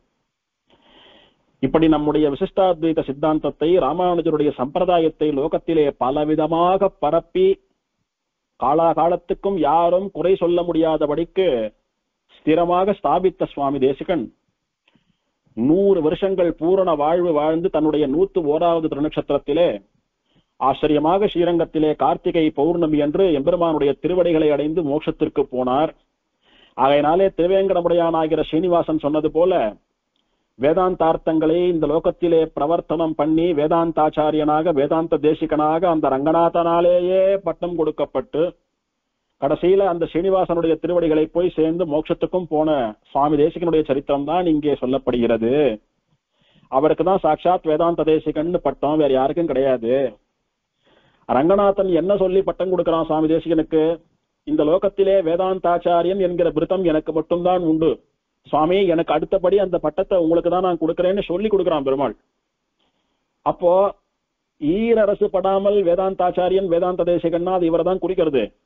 ஆகையினாலே கிருஷ்ண சர்மாவுக்கு வேதாந்தாச்சாரிய பதத்தை கொடுக்கிறேன்னு பெருமாள் சொன்னது வேதாந்த தேசிக அவதாரத்துல கொடுத்திருக்கார். ஆகையினாலே அந்த பெருமாளுடைய அனுகிரக விசேஷமா அவனுடைய அம்சமாவும் அவனுடைய கண்டையினுடைய அம்சமாவும் பகவத் ராமானுஜருடைய அம்சமாவும் இந்த கிருஷ்ண சர்மாவானவன் வேதாந்த தேசிகனா அவதாரம் பண்ணி அந்த ராமானுஜருடைய சம்பிரதாயத்தை விசிஷ்டாத்வைத்த வேதாந்தத்தை உலகத்திலே பரப்பி நிஜமான வேதத்துக்கு சம்மதமான வேதத்தாலே சொல்லப்பட்ட சித்தாந்தம் சம்பிரதாயம் ராமானுஜருடைய விசிஷ்டாத்வைத்தம் தான், அதுல எந்த மாற்றமும் இல்லைன்னு ஸ்திரமாக நிரூபித்து கடைசியில பெருமாளான என்னுடைய திருவடிகளுக்கும் வந்து சேர்ந்தார் அப்படின்னு பெருமாள் சாதிக்கிறார் இந்த வார்த்தையினாலேன்னு பெரியவாளுடைய நிர்வாகம். இப்படி ஸ்ரீனிவாசருடைய அனுகிரகத்தினாலதான் கிருஷ்ண சர்மா வேதாந்த தேசிகனா அவதாரம் பண்ணா. அது இல்லாம பிற்காலத்திலே இந்த ஸ்ரீனிவாசனுடைய அனுகிரகம் வேதாந்த தேசிகனுக்கு ஏற்பட போகிறதுன்னு ராமானுஜர் தெரிஞ்சின்றவரானபடியினாலே ஸ்ரீபாஷ்யத்தினுடைய மங்கள ஸ்லோகத்திலே ஸ்ருதி சிரசி விதீப்தே பிரம்மணி ஸ்ரீனிவாசே பவத்து மம பரஸ்மின்னு சேமுஷி பக்தி ரூபான்னுட்டு இந்த ஸ்ரீனிவாசனையே பரதெய்வமாக மங்கள ஸ்லோகம் பண்ணி ஸ்ரீபாஷ்யத்தை எழுத ஆரம்பித்தார்.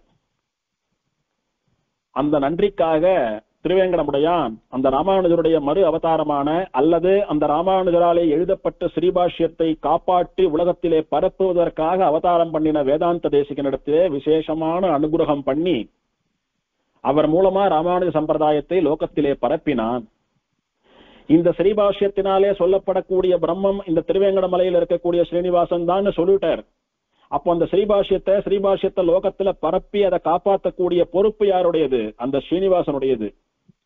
அதை தன்னுடைய அம்சமான வேதாந்த தேசிகன் மூலமா அந்த ஸ்ரீனிவாசனே நிறைவேற்றினான் அப்படின்னு நம்ம பெரியவா அனுபவிக்கிறான். எப்படி வேதாந்த சாஸ்திரத்தை உலகத்துல பரப்பினார் சுவாமி?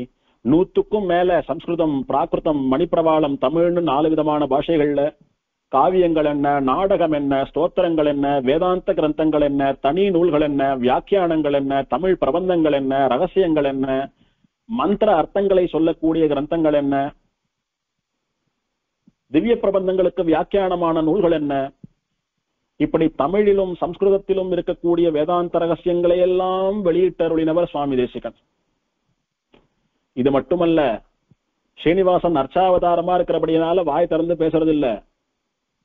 ஆனாலும் தான் என்ன சொல்லணும்ன்றத தன்னுடைய செய்கை மூலமா காட்டிட்டு இருக்கான் பெருமாள். எப்படி தன்னுடைய திருக்கைகளை வைத்து அர்ஜுனனுக்கு கீதையிலே உபதேசம் பண்ணின சர்வதர்மான் பரித்யஜ்ய மாமேகம் சரணம் பிரஜா ஹம்த்வா சர்வ பாபேபியோ மோக்ஷயிஷ்யாமி மாசுச்சகான்னுட்டு அந்த சரணாகதி சாஸ்திரத்தை வெளியிடுவது போல தன்னுடைய கைகளை வைத்துக் கொண்டிருக்கிறான். நீ மோட்சம் போனோம்னா என் திருவடிதான் கதின்னுட்டு தன்னுடைய திருவடிகளை தன்னுடைய வலது கையை காட்டி கொண்டிருக்கிறான். அப்படி என் காலை பிடிச்சி சரணாகதி பண்ணிட்டேயானா, பிரவத்தி பண்ணிட்டேயானா, இந்த சம்சாரம் இடுப்பளவே தான் உனக்கு, நீ நடந்தே கடந்துடலாம், என் திருவடிக்கு வந்துடலாம், மோட்சம் கிடைக்கும்னுட்டு இடது கையை இடுப்பளவே என்று வைப்பது போல காட்டிக் கொண்டிருக்கிறான்.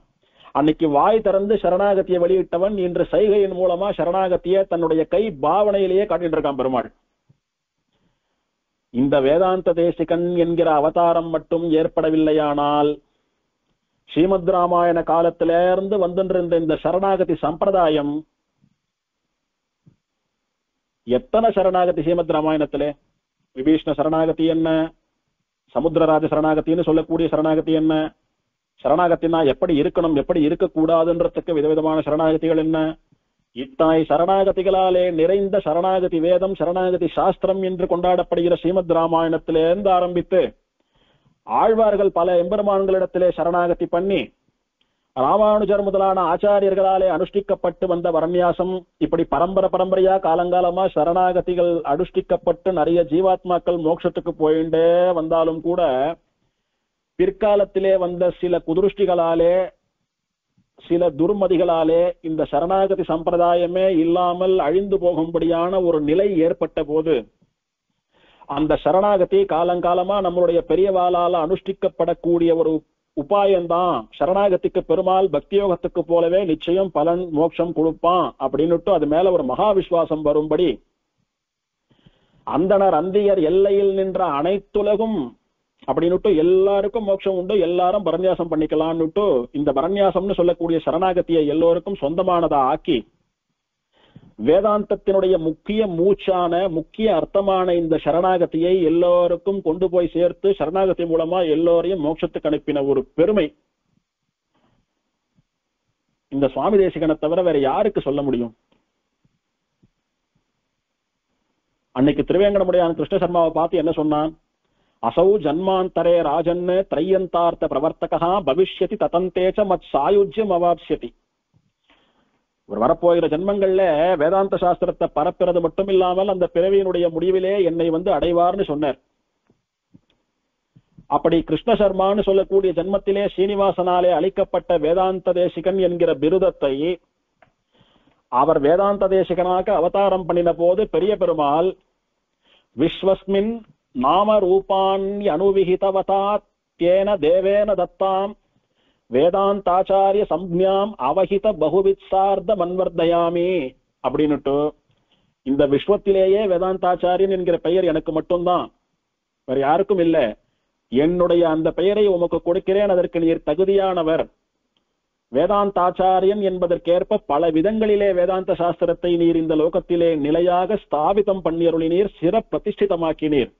அதனால பகுவிதா பல விதங்களாலே உங்களுக்கு வேதாந்தாச்சாரியன் என்கிற இந்த பட்டம் தகும்னு சாட்சாத் வேதாந்தாச்சாரியனான அந்த பெரிய பெருமாளே வாய் திறந்து சொன்ன வார்த்தை.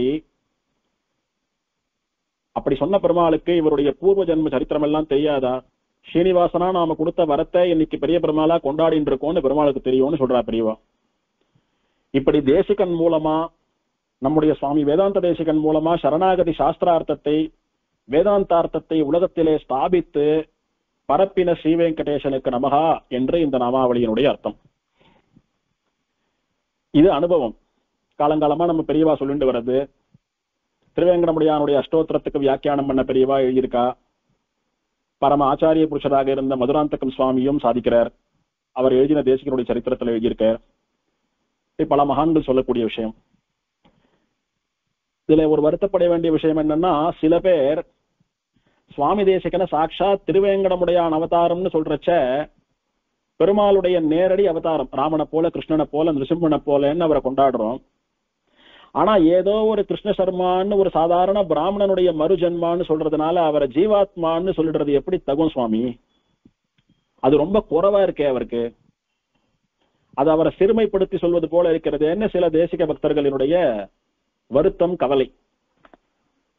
அவளுடைய தேசிக பக்தியானது போற்றப்பட வேண்டியது. ஆனா நம்ம பூர்வாச்சாரியால் பெரிய பெரிய ஆச்சாரியால்லாம் சொல்றாளே இது, அவளுக்கு இந்த விஷயம் தெரியாதா அப்படின்னா இங்க ஒரு விஷயம் நம்ம யோசிச்சு பார்க்கணும். சுவாமி தேசிகனை போல பெரிய ஆச்சாரியரான ராமானுஜரை எடுத்துக்கலாம் உதாரணத்துக்கு. ராமானுஜரை யாருடைய அவதாரம்னு சொல்றோம்? அவருடைய சரித்திரத்தை முழுசா பார்த்துட்டு வந்தோமானா அவருடைய திருத்தகப்பனாரான ஆசூரி கேசவ சோமயாஜிக்கு ரொம்ப வருஷமா குழந்தை இல்லை. அவ ஆத்து திண்ணையில திருக்கச்சி நம்பிகள் தினம் வந்து இலைப்பாரிட்டு அவர் ரெண்ட பேசிட்டு கைங்கரியத்துக்கு போவார். பூந்தமல்லியில இருந்து காஞ்சிபுரம் போற வழியில அவ ஆத்து திண்ணையில கொஞ்ச நேரம் உட்கார்ந்து சிரம பரிகாரம் பண்ணிண்டு அனந்த சோமயாஜிகளோட ஆசூரி கேசவ சோமயாஜிகளோட பேசிட்டு போவார். அந்த மாதிரி போற சமயத்துல சுவாமி நீங்க பெருமாளோட பேசுறவராச்சே, எனக்கு ரொம்ப நாளா குழந்தை இல்ல, எனக்கு குழந்தை பிறக்குமா, எப்ப குழந்தை பிறக்கும் அப்படின்னு பெருமாள் பிரார்த்திச்சுட்டு வந்து சொல்றீங்களா அப்படின்னு திருக்கச்சி நம்பிகள் கேட்கிறார். அவரும் அப்படியே சொல்றேன்னுட்டு தேவ பெருமாள் இடத்துல போய் பிரார்த்திக்க, சமுத்திரக்கரையிலே திருவல்லிக்கேணி திவிதேசத்திலே வந்து அவ புத்திரகாமேஷ்டி பண்ணி அங்க வந்து கண்கொள்ள இருந்துடணும், அதாவது ராத்திரி தங்கணும், நானே அவளுக்கு குழந்தையா வந்து பிறக்கிறேன்னுட்டு பெருமாள் சாதித்தார் அப்படின்னு சொல்லவே, இவாலும் ரொம்ப சந்தோஷத்தோடு கூட திருவல்லிக்கேணிக்கு போய் சமுத்திர ஸ்நானம் பண்ணிட்டு பெருமாளை சேவிச்சுட்டு அங்க கண் வளர்ந்து சொல்லிட்டு வரா. அதுக்கப்புறமா தான் ராமானுஜருடைய திருத்தாயார் திருவயிறு வாய்த்து எம்பெருமானார் அவதாரம் பண்றார் அப்படின்னு குரு பரம்பரை சொல்றது. இதன்படி பார்த்தா நானே வந்து உனக்கு குழந்தையா பிறக்கிறேன்னு சொன்ன அந்த பார்த்த சாரதி பெருமாளுடைய அவதாரம் ராமானுஜர். அங்க போய் தங்கி பிரார்த்திச்சுண்டு யாகம் பண்ணுங்கோன்னு சொன்னது தேவப்பெருமாள். அந்த மாதிரி வா போய் தங்க வச்சை ராத்திரி வா சொப்னத்துல வந்து பார்த்த சாரதி பெருமாள் நானே உங்களுக்கு குழந்தையா வந்து பிறக்கிறேன்னு சாதித்தான். ராமானுஜர் அவதாரம் பண்றார். அப்படி பார்த்தா அவர் பார்த்த சாரதியினுடைய அவதாரம்ன்றது ஒண்ணும். இது 6000 படி குரு பரம்பரையில இருந்து தெரியக்கூடிய விஷயம் நமக்கு. இன்னொன்னு, ராமானுஜரை அனந்தாம்ச சம்பூதர் அப்படின்னுட்டு பிரம்மாண்ட புராணம் வர்ணிக்கிற போது திருவனந்தாழ்வான் ஆதி காலத்தில இருந்தே பெருமாளுக்கு சென்றால் குடையாம் இருந்தால் சிங்காசனமாம்னு சொல்ற மாதிரி எப்படியெல்லாம் வேணுமோ அப்படியெல்லாம் மாறி கைங்கரியம் பண்ணிட்டு கொண்டிருக்கக்கூடிய திருவனந்தாழ்வான் திரேதாயுகத்திலே பெருமாள் ராமாவதாரம் பண்ணின போது லக்ஷ்மணனா வந்தான். துவாபர யுகத்திலே பெருமாள் கிருஷ்ணாவதாரம் பண்ணின போது பலராமனா வந்தான். கலியுகத்திலே ராமானுஜரா அவதாரம் பண்ணான் அப்படின்னுட்டு புராணமே சொல்றது. இப்போ 1000 வருஷங்களுக்கு முன்னாலே எழுந்தருளி இருந்த ராமானுஜரை பற்றி வியாசராலே தொகுக்கப்பட்ட புராணத்திலே உண்டு. ஸ்ரீபெரும்புதூர்ல ராமானுஜருடைய அவதார ஸ்தலத்திலே அவருடைய அவதார உற்சவம் 10 நாள் நடக்கிறது. சித்திர திருவாதிரை 10 நாள் உற்சவம். சாயங்காலம் சன்னதியில இருந்து ராமானுஜர் வெளியில வந்தாரானா சன்னதிக்கு முன்னால ஒரு 4 கால் மண்டபம் உண்டு. அங்க நித்திய விபூதி லீலா விபூதி மங்களாசாசனம்னு நடக்கும். அப்போ நித்திய விபூத்தின்னு சொல்லக்கூடிய ஸ்ரீரங்கம் இருக்கக்கூடிய திசையை நோக்கி ஸ்ரீரங்கம் பாசுரம் வேத மந்திரங்கள் புராண ஸ்லோகங்களை எல்லாம் சொல்லி ராமானுஜர் கைகூப்பி சேவிப்பார். அவர் கற்பூரஹாரத்தி நடக்கும், தலியம்சையாகும். அப்படியே லீலா விபூத்தின்னு சொல்லக்கூடிய திருவேங்கடம் இருக்கக்கூடிய திசையை நோக்கி அந்த பக்கம் திரும்பி திருவேங்கடமுடையான் விஷயமான பாசுரம் புராண ஸ்லோகங்கள்லாம் சொல்லுவா. அப்போ ராமானுஜர் அனந்தாழ்வான்னு சொல்லக்கூடிய திருவனந்தாழ்வான்னு சொல்லக்கூடிய ஆதிசேஷனுடைய அம்சம் இந்த யுகத்திலே அவர் இந்த அவதாரமா அவதாரம் பண்ணார் அப்படின்னுட்டு ஸ்கந்த புராணத்திலே சொல்லப்பட்ட ஒரு ஸ்லோகத்தை சொல்லி மங்களாசாசனம் பண்ணுவா. அதனாலே சாட்சாத் ஆதிசேஷனுடைய அம்சம் என்று வேதங்களுக்கு அடுத்தபடியா நமக்கு பிரமாண வரிசையிலே இருக்கக்கூடிய புராணமே தெரிவிக்கிறது. அனந்தாம்ச சம்பூதரான ராமானுஜர் திருவனந்தாழ்வானுடைய அவதாரம். ஆக 2, பார்சாரதி பெருமாளுடைய அவதாரம் 1, திருவனந்தாழ்வானுடைய அவதாரம் 2.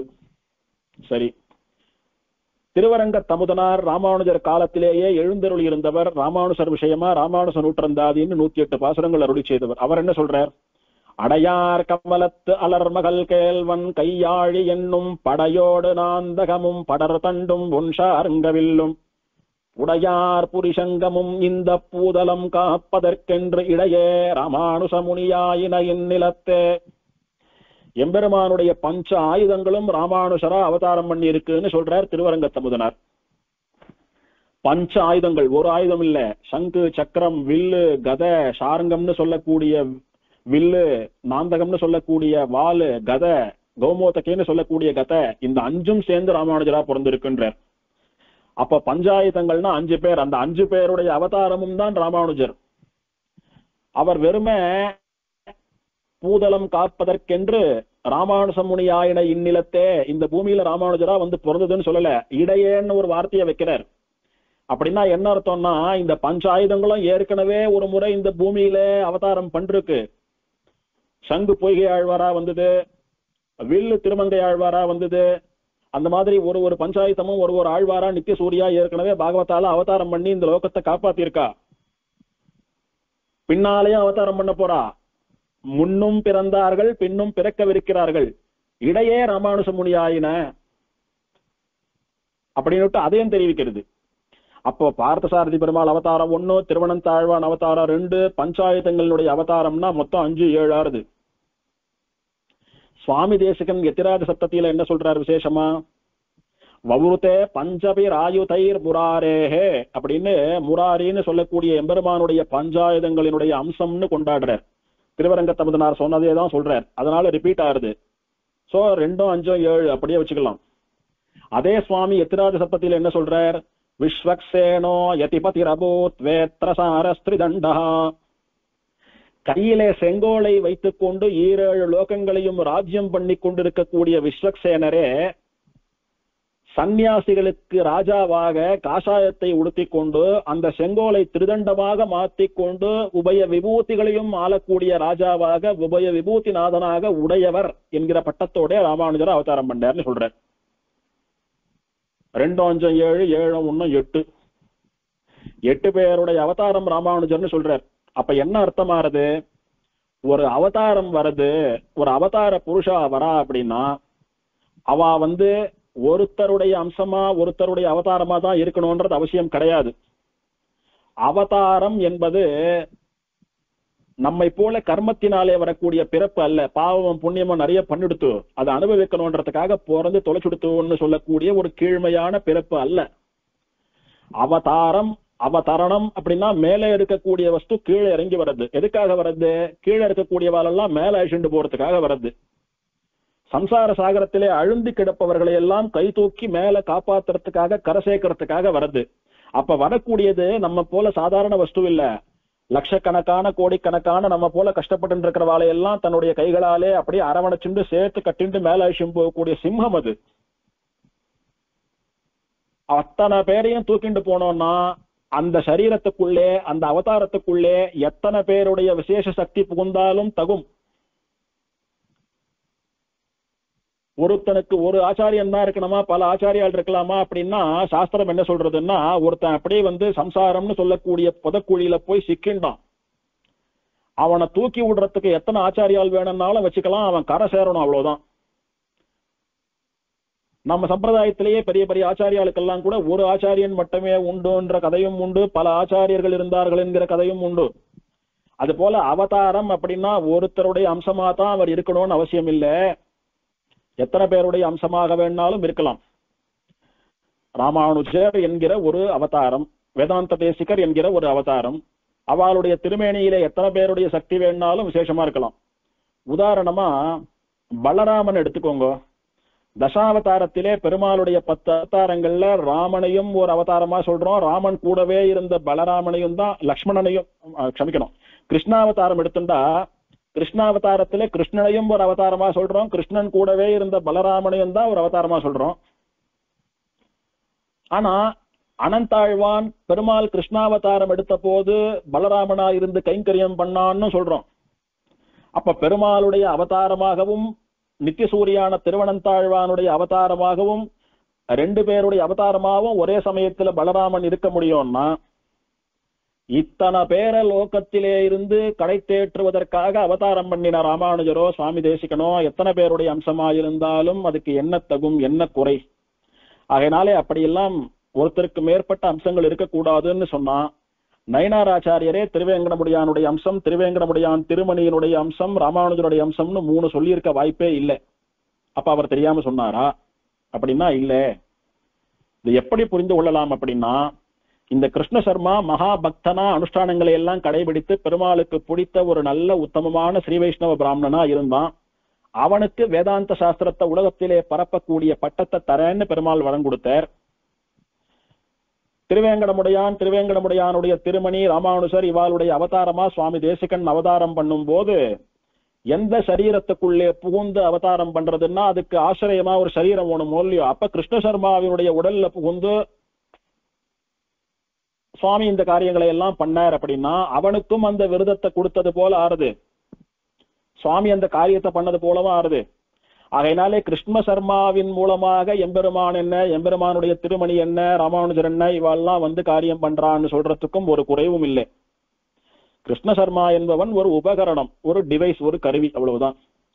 ஆகையினாலே சுவாமி தேசிகன் கிருஷ்ண சர்மாவினுடைய மறு அவதாரமா திருவேங்கடமுடையாலே வரம் கொடுக்கப்பட்டவன் தான் அப்படின்னு சொன்னாலும் அப்படி அனுபவித்தாலும் அதுல ஒரு குறையும் இல்லை என்பதா நம்முடைய பூர்வாச்சாரியர்கள் பல பேர் பல விதமா அனுபவிச்சு சாதிக்கிறார். அப்படி கிருஷ்ண சர்மாவுக்கு வேதாந்த தேசிகன் என்கிற பட்டத்தை கொடுத்த திருவேங்கடமுடையானுக்கு நமகா என்று இந்த நாமாவளியாலே சொல்லப்படுகிறது. கிருஷ்ணாக்கிய விப்ரவேதாந்த தேசிகத்வ பிரதாய ஸ்ரீ வெங்கடேஷாய நமஹா. அஜ்ஞானினா மயா தோஷான் அசேஷான் விஹிதான் ஹரே. க்ஷமஸ்வத்வம் க்ஷமஸ்வத்வம் சேஷசைலசிகாமனே. வந்தாய் என் மனம் புகுந்தாய் மண்ணி நின்றாய். நந்தாத கொழுஞ்சுடரே எங்கள் நம்பி. சிந்தாமணியே திருவேங்கடம் மேயந்தாய். இனியான் உன்னை என்றும் விடேனே. சீரார் தூப்புள் திருவேங்கடமுடையான் திருவடிகளே சரணம்.